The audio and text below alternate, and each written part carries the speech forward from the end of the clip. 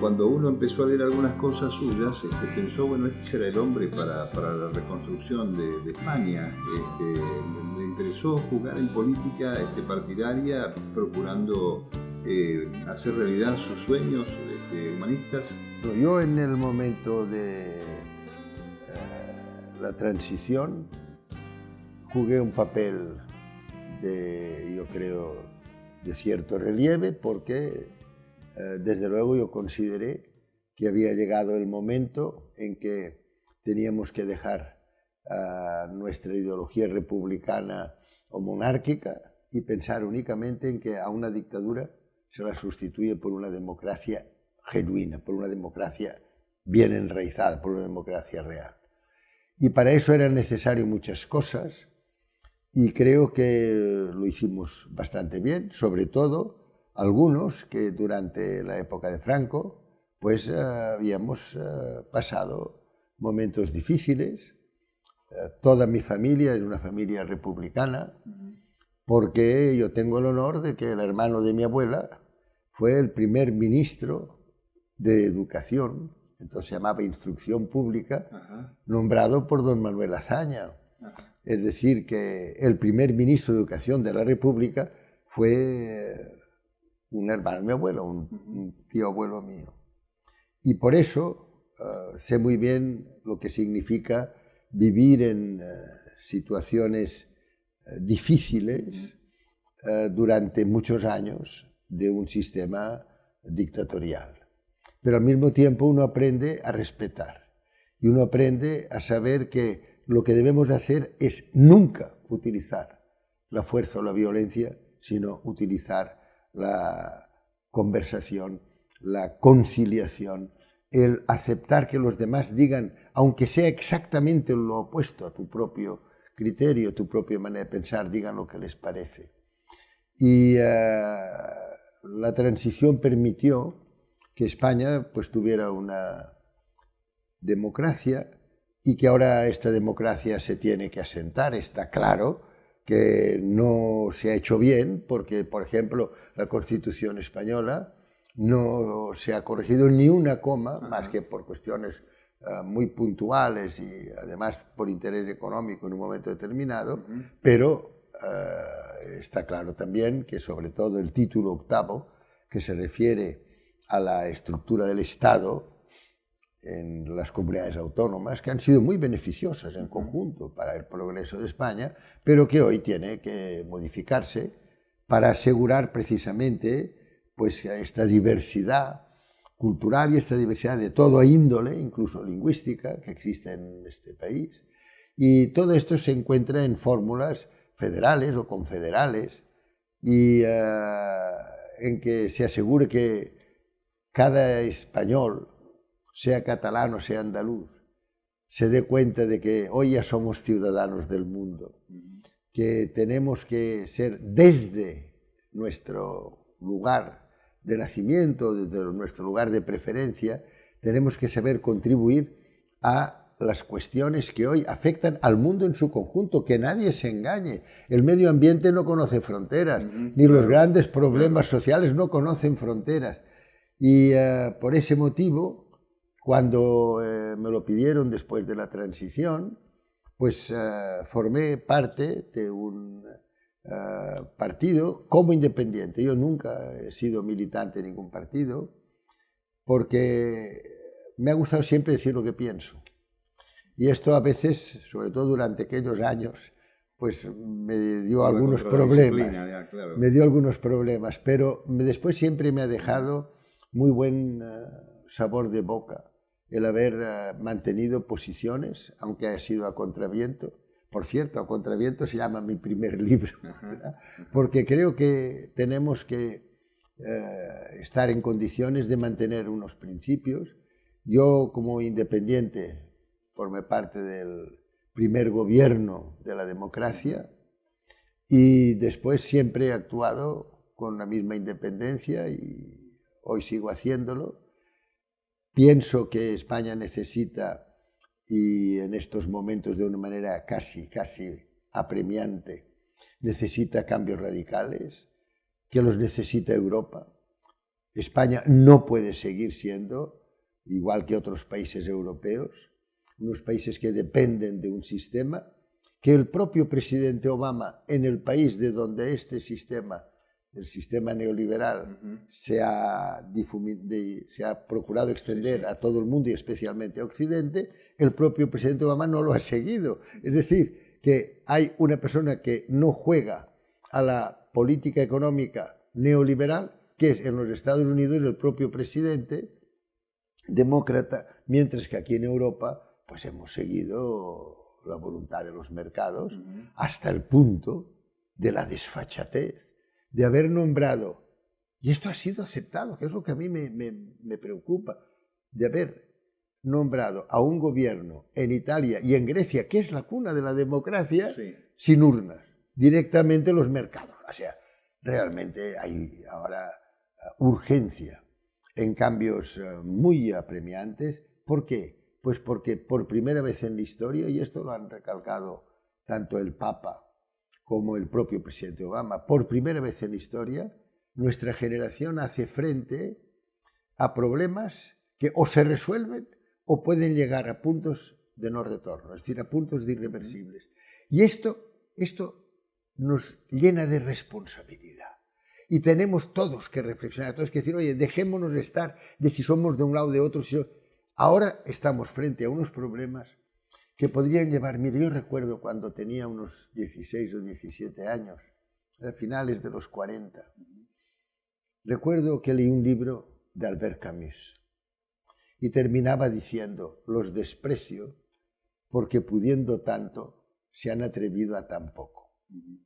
Sería terrible que nuestros hijos y nuestros nietos se volvieran hacia nosotros y dijeran, les despreciamos, porque pudiendo, que podemos, está claro que podemos, no se han atrevido.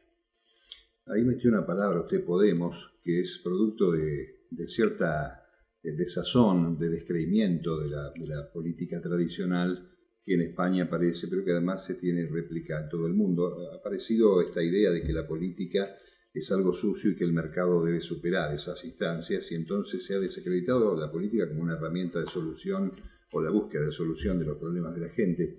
Aquí acaba de pasar algo que usted lo dijo y yo también lo venía pensando. Nunca estuvo integrada el Reino Unido a la Unión Europea, mantuvo hasta su moneda y pareciera que el único vínculo o ese puente, en todo caso, que veíamos los latinoamericanos desde la Argentina era eso, ¿no? Pónganse de acuerdo para tener una misma banca, un mismo dinero, y tal vez la única cosa beneficiosa es el pasaporte de ciudadano comunitario que permite moverse de acá para allá. Sí. Especialmente cuando se tiene empleo. Claro, sí, si no hay empleo no se queda quieto uno. ¿Qué ha pasado? ¿Qué ha pasado en esa intención? ¿Era una intención meramente comercial? Yo creo que es muy importante, y esto se empezó por el 15M, que fue un movimiento en el cual la juventud, pero no solo la gente joven, la gente ya mayor también de corazón joven y de pensamiento, dijo, no puede ser, tenemos que cambiar, hay muchas cosas que deben cambiarse,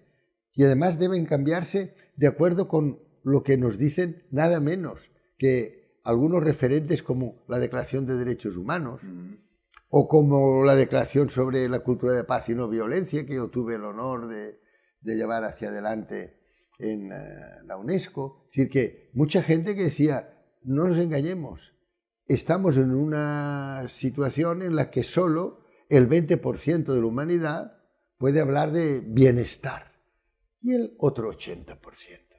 Si son seres humanos iguales que nosotros, cada ser humano es único y cada ser humano tiene que ser igual en dignidad. Por tanto, ¿qué estamos hablando aquí? Y entonces hubo esta reacción, que fue una reacción muy pacífica, pero que tuvo, precisamente a través de los medios y sobre todo en la radio, tuvo una gran proyección internacional.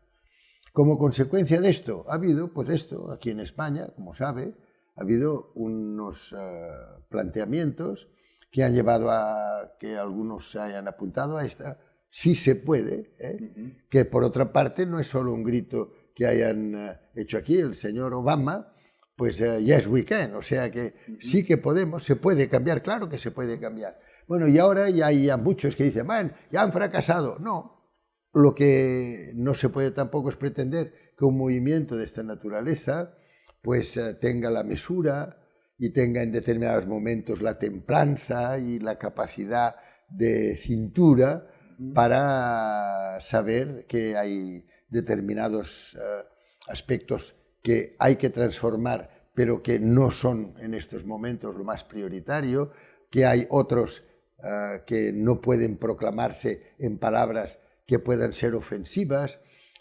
Todo eso necesita, es lógico, necesita pues el que hay un poco de rodaje, como se llama, claro, ¿verdad? Claro. Y yo creo pues que el pueblo español lo que ha hecho es que ha reiterado posiciones y políticos que no han sido ejemplares, pero que han sido capaces, también ha influido el Brexit, de decir hay que salvaguardar la unidad nacional, hay que favorecer la estabilidad y sobre todo tiene que quedar muy claro que hoy hay una política a escala europea que hay que aceptar, en lugar de decir que no hay que aceptar, porque yo creo que no hay que aceptar la actual política europea, ¿no?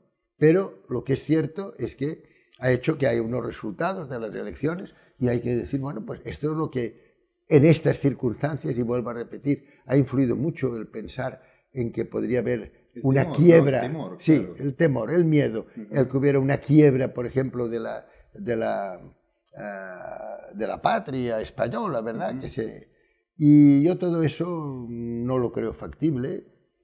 Creo que no se ha llevado bien desde el primer momento. Creo que se hubieran tenido hace ya 4 o 5 años, por ejemplo, en el caso de Cataluña, que hablar muy claramente y decir, bueno, no tiene que haber diferencias, no puede ser que haya unos lugares que se pueden llamar Reino de Navarra o que se pueden llamar País Vasco y que sin embargo Cataluña no se puede llamar nación. ¿Por qué no? ¿Qué más da?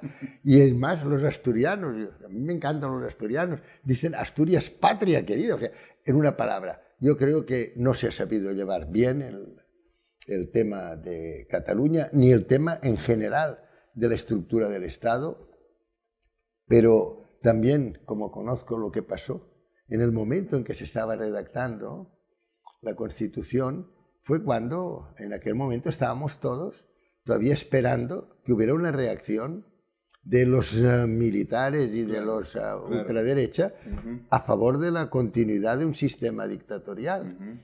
Y estuvimos en un tris, y hubo un golpe de Estado en España, el 23F, que nadie lo olvide. Es que ahora parece que todas estas cosas ya fueron...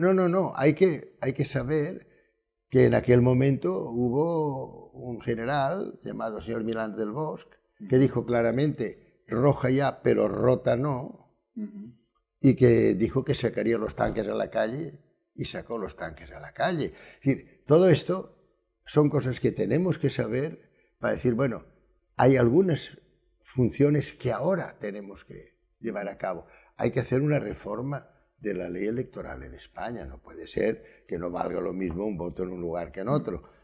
No quiere decir tampoco que todos tengan que ver lo mismo de donde vengan, pero hay que atemperar todo eso para que sea una ley electoral justa. Hay que hacer rápidamente una reforma del título 8º de la Constitución, para que quede muy claro que hoy no tiene que haber, que además no caben. La conferencia de Viena en el año 1993, artículo 2, deja muy claro que la secesión solo está permitida, es decir, la autodeterminación, en caso de países que vienen de un sistema colonial o de un sistema de dominio militar. Digo todo eso para que veamos pues, que hay muchas cosas por hacer y que tienen que contar, yo creo, con la experiencia de aquellos que hemos vivido mucho y que quizá no tenemos más mérito que hemos vivido mucho, pero lo que es cierto es que podemos ahora orientar a los de Podemos, por ejemplo, diciéndoles que hay cosas que deben hacerse de esta manera o de la otra y que precisamente para que tengan éxito hay algunos de sus principios que deben moderarse, otros que deben modularse, etc.